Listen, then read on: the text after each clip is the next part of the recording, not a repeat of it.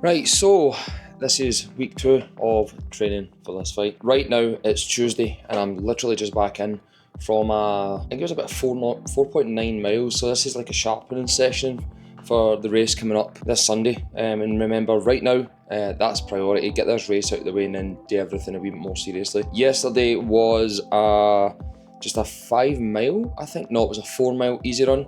You'll be able to see here anyway. A 4 mile easy run, and that we had 4 strides at the end of that. If you don't really know running lingo, it doesn't really matter.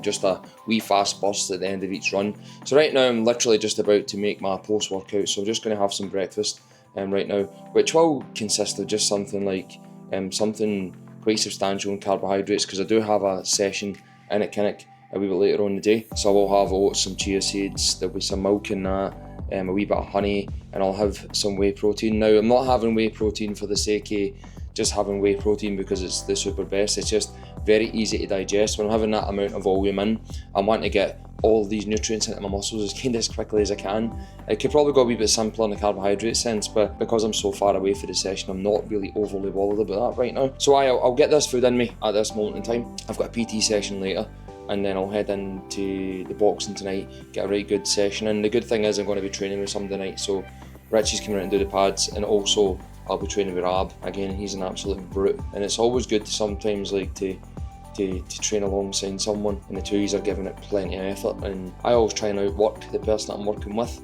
so hopefully he feels the same way. So next time we go in, I'll see you in Kinnick.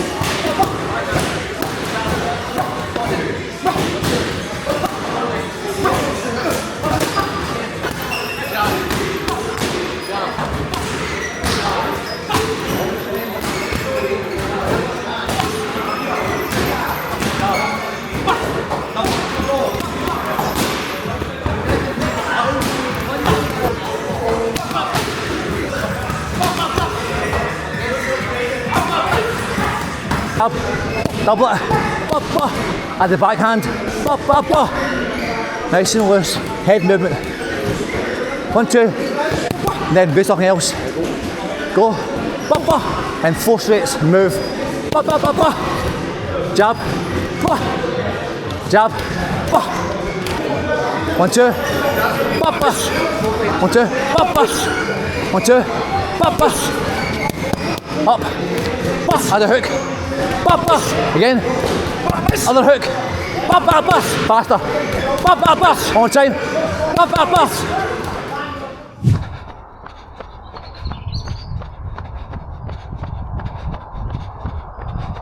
Good morning.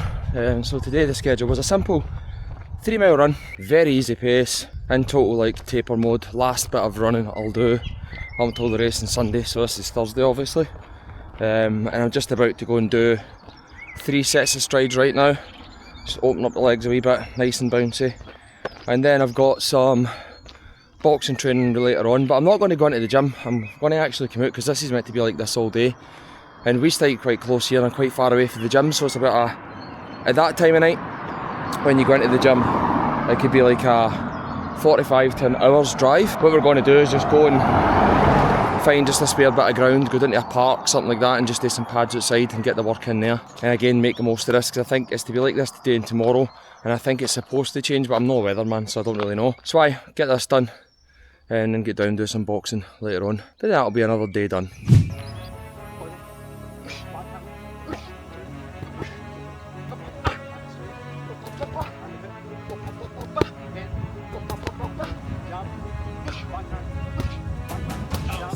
Bring it to me, send it to me, ain't no problem, y'all know. I ain't ducking, I ain't dodging, I ain't missing, I ain't had a thing given. Take it all, I ain't leaving, standing with it, standing on it, all toes, y'all want it. Happy Saturday. So right now, I'm literally just sitting watching back the sparring footage, so I'll put some over here. Now, how am I feeling with sparring this week compared to last week? Well, I wasn't feeling as sluggish, but if anybody has done boxing or that in the past, you do get a tendency to kind of feel like you can't pull the trigger in the same way when you're not sharp. Normally, I'm a wee bit more of a volume puncher. The thing is my fitness is really there, but I would just feel a wee bit more sluggish. But I do kind of put that down to obviously a bit of ring rust. But obviously, I normally fight around about the kind of welterweight. And right now, as I said, I'm sitting quite above that. I normally keep quite a low weight, but as I said, I'm sitting above that now. But that'll come down. That'll be fine. I've got the race tomorrow, obviously. So the plan was I'll go in here and I'll only do 3 or 4 rounds, just keep sharp, and then I'll jump out. And I didn't. I think I must have done about 7 or 8 today. And there was a good level of guys in. One of the pros was in, good level amateur. Matthew was back in, and again he's big and strong, southpaw, awkward. It was a really good variety of people that was in the other day, and it really does keep you on your toes. But the thing was, I never felt, and I try and say this respectfully because it sounds really bad when you say things like this, but I didn't feel in trouble, didn't feel overawed, didn't feel anything. Like, if anything, I've not really put my foot down in the gas once in sparring in these last 2 weeks. I don't see sparring as a place to be doing that. In fact, it comes with age, but anybody's watching this, and when you get to a certain age, or you get to a certain level, sparring's no longer about winning. Like, I'm never going to a sparring, like, come out and be like, oh, I done crap there, oh, I'm not really like that. It's more about how I feel, if I feel sluggish around. When I go into spar, depending on the style, the way I spar Matthew, to the way I spar Chris, to the way I spar, or the way I sparred Johnny, to the way I sparred Michael, who's the pro, treat every single one of them differently. I get different things from them that I want to work on. Like, Chris is really aggressive and he comes forward a lot, so there's no point in unloading on him because he's still a lower level than me, so I'll kind of work on footwork a lot more. When it's Matthew, it's not just what I used to do, when I put my guard up and just take his shots and just unloading him. It's like, if I'm fighting a southpaw, how do I get in there? Like thinking about it, he's quite tricky. He's very strong. Obviously, he's much bigger than me.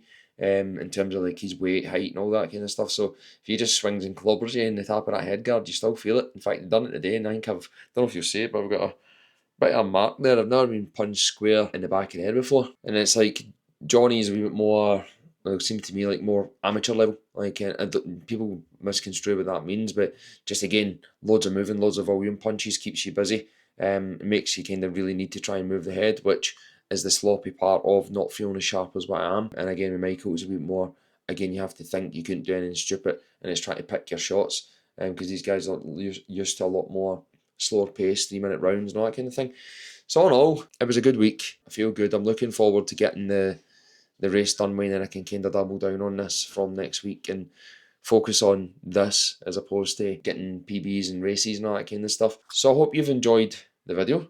If you have, and if you've watched it, guys, to keep making more of these, leave a like, leave a wee comment. It's not the kind of content I was really planning and starting to really push anymore, but if you do like it, leave a wee comment, leave a wee like, leave a wee bit of I'm enjoying these, whatever it is. No one bought Frank's sausages. It's a deadly sin, so you never get any this week. But again, I hope you're all well and I hope you're all good. I will film next week as well, and I'll see you then.